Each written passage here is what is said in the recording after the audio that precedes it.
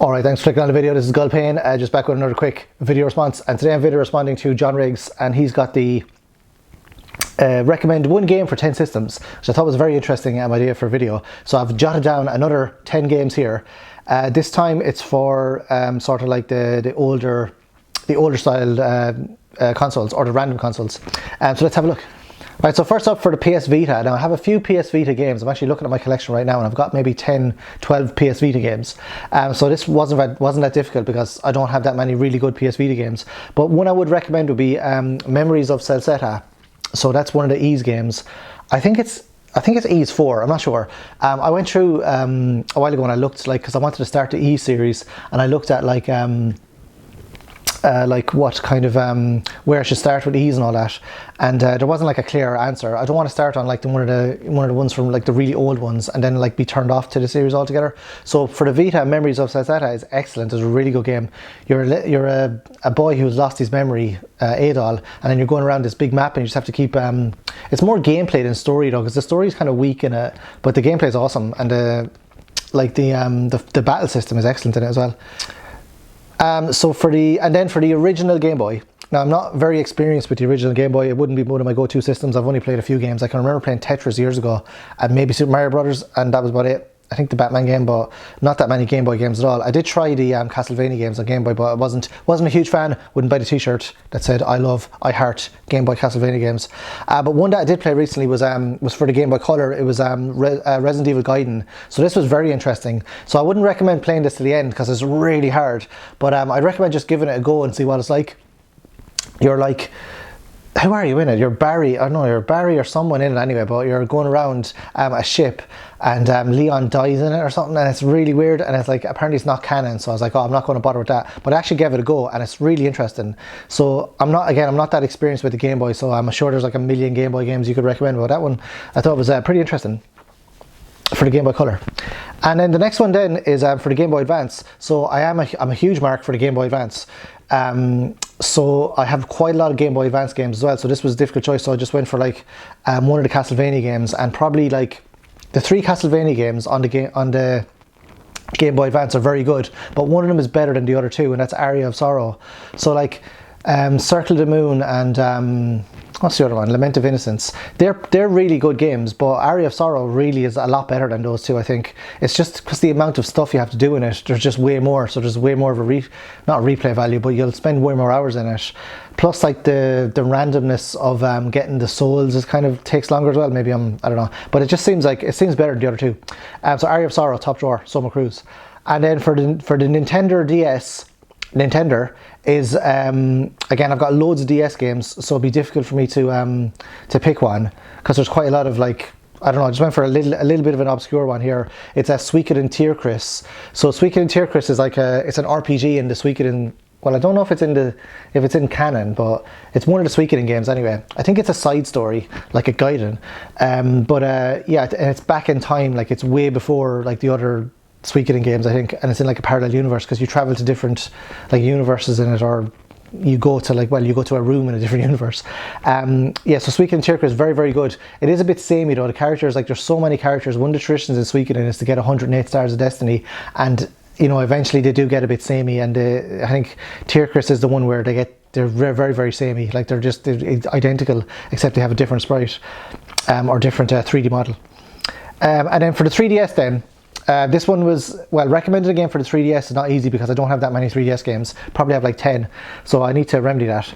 But for the 3DS, I've gone for Project Cross Zone, or Project X Zone, I'm not sure what it's called. But Project Cross Zone's awesome.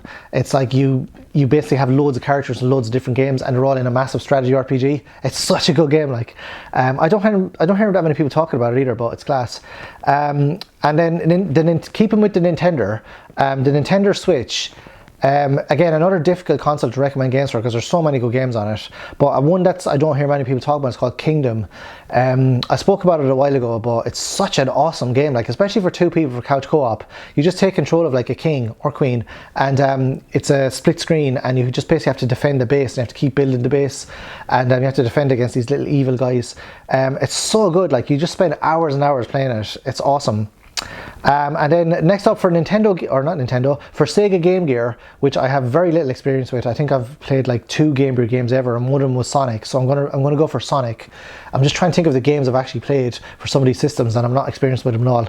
So perhaps I'm not the best person to do this list, but oh well, what can you do? So Game Gear and Sonic. Sonic on Game Gear is really slow. It's like the Master System Sonic, but I like it better than Sonic on the Mega Drive. I don't know, there's something about it. It's more platformy and it's more like Mario, I think. So I don't know. Sonic on the Game Gear is class. It's like really zoomed in, and the music in it is class. Like, it's so good. And then I'm getting into uncharted territory here because I really kind of stretching. But the Commodore 64. I think I've played the Commodore 64 2 or 3 times ever. One was at my cousin's house when I was like really young, and we had this game, or they had this game, and I played it. And then like I think I've tried a couple of Commodore 64 games like on online emulators, and I don't know, I didn't really rate them, but I know the Commodore 64 has like a load of good games, and it's got like you know, like it's got its fan base.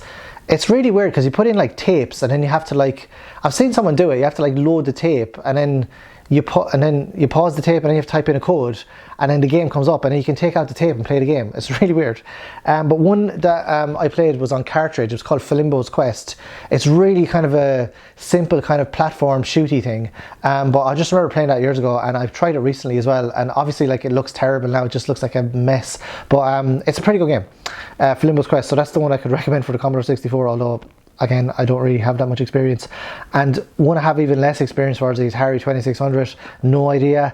There's like, I have an Atari 2600 like collection on PSP or something like that, Atari games, and I didn't get the one for the Switch, and I know there's one at the moment where you have to do like a lot of challenges, which looks pretty good, but I'm just not really a fan of the Atari games.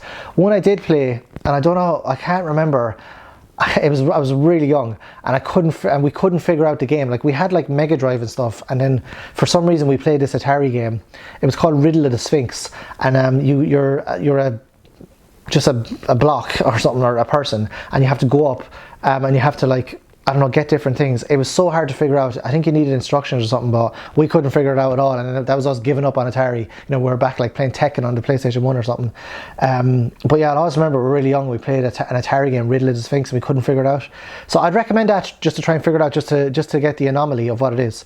And then the last one in is the WonderSwan Color. Now, the only reason I put the WonderSwan Color on here is because I have a WonderSwan Color. It's the Japanese one, obviously, it's a Japanese system, and I have a few games for it because my wife bought it, and then like I'll buy her like boxed games for it for her collection every so often. But one I did give a try was Final Fantasy 2, just to see what it was like, because I played Final Fantasy 2 for the PSP and loved it. So WonderSwan Color Final Fantasy 2 is class. It's just the old Final Fantasy, but it's like, it looks a little bit different. I think it might be the Game Boy Advance one, I don't know, but it's a Final Fantasy 2 game, and it's different than the rest of them. I can't explain it, it's just a little bit different, but it's pretty good. And I really like Final Fantasy 2, even though everyone doesn't like it. I think it's the black sheep. I think it's actually really good, because I really like the mechanic of every time you use magic or an attack, it actually, you know, it has use. So you're not just like going into random encounters using magic for no reason, it actually levels it up. So a very interesting concept of Final Fantasy 2. So that's 10 games for 10 systems. If you've got 10 games for 10 systems, let me know in the comment section below. Otherwise, make a video yourself. Let me know where the video is so I can watch it. And thanks for watching to the end. See you next video. Adios.